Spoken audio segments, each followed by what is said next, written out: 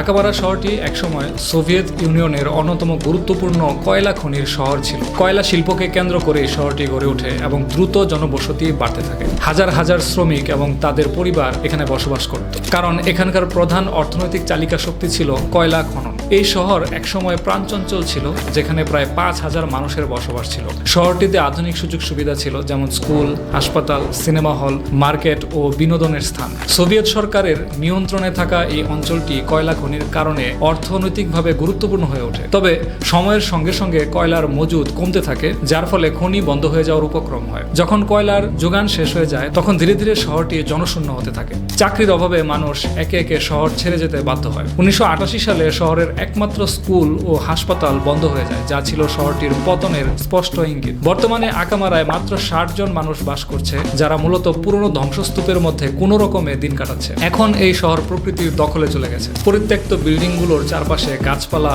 ও লতাগুল্ম ছড়িয়ে পড়েছে, যা একে আরো ভুতুড়ে করে তুলেছে। শীতকালে এটি বরফে ঢেকে যায়, যা এক অদ্ভুত নির্জন সৌন্দর্য তৈরি করে। ধ্বংসস্তূপের মধ্যে এখনো পুরনো শিল্প শহরের কিছু নিদর্শন টিকে আছে, যা দেখলে বোঝা যায় একসময় এখানে কেমন কর্মব্যস্ত জীবন ছিল। আজ আকামারা শুধু অতীতের স্মৃতিচিহ্ন হয়ে দাঁড়িয়ে আছে, যেখানে মানুষ নেই, শুধু প্রকৃতির একচ্ছত্র আধিপত্য।